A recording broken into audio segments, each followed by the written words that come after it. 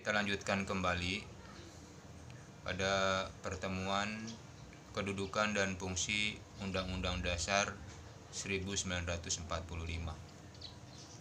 Undang-Undang Dasar Negara Republik Indonesia bukanlah merupakan satu-satunya sumber hukum.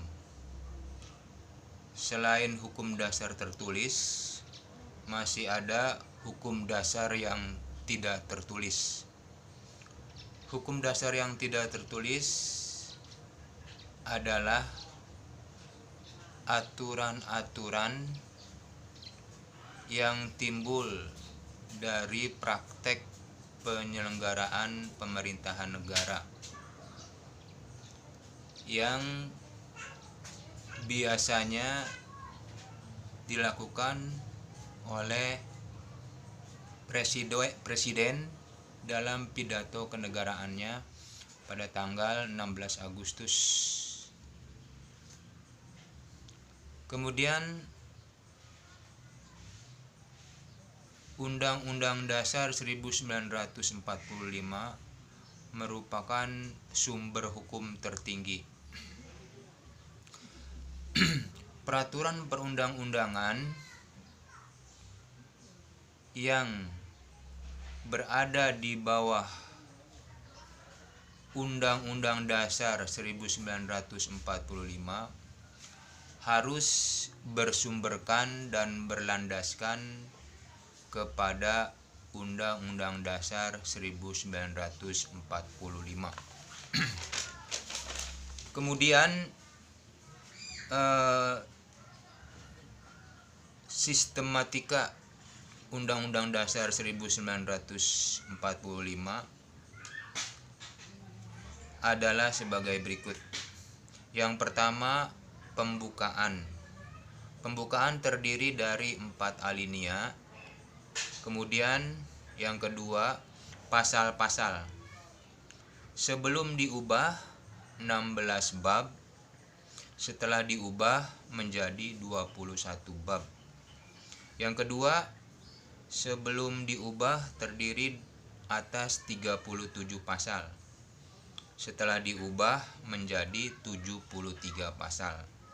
Yang ketiga, sebelum diubah terdiri atas 49 ayat. Setelah diubah menjadi 170 ayat. Yang keempat, sebelum diubah terdiri atas 4 pasal. Aturan peralihan, setelah diubah menjadi 3 pasal aturan peralihan, 2 ayat aturan tambahan berubah menjadi 2 pasal aturan tambahan.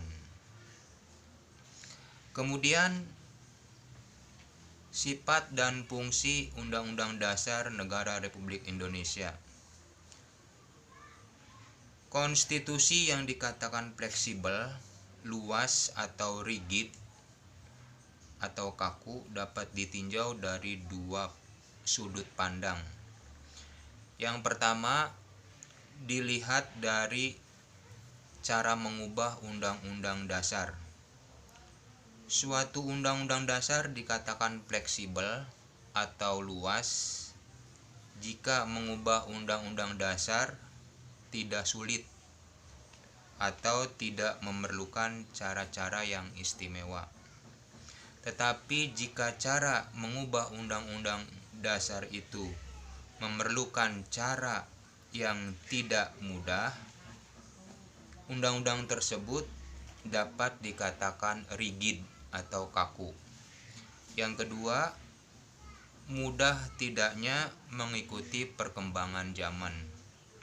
Suatu konstitusi dikatakan fleksibel apabila konstitusi tersebut dapat mengikuti perkembangan zaman.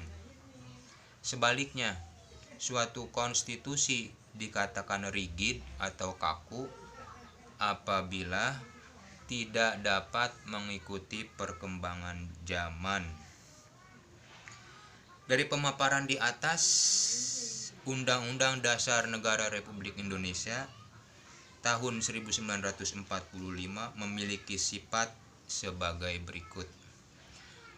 tertulis artinya rumusannya jelas, merupakan suatu hukum yang mengikat pemerintah sebagai penyelenggara negara maupun mengikat seluruh warga negara Indonesia. Yang kedua, singkat dan supel, yaitu memuat aturan-aturan, artinya memuat aturan-aturan pokok yang setiap kali harus dikembangkan sesuai dengan perkembangan zaman, serta memuat hak-hak asasi manusia. Yang ketiga, memuat norma-norma atau aturan-aturan serta ketentuan-ketentuan yang dapat dan harus dilaksanakan secara konstitusional.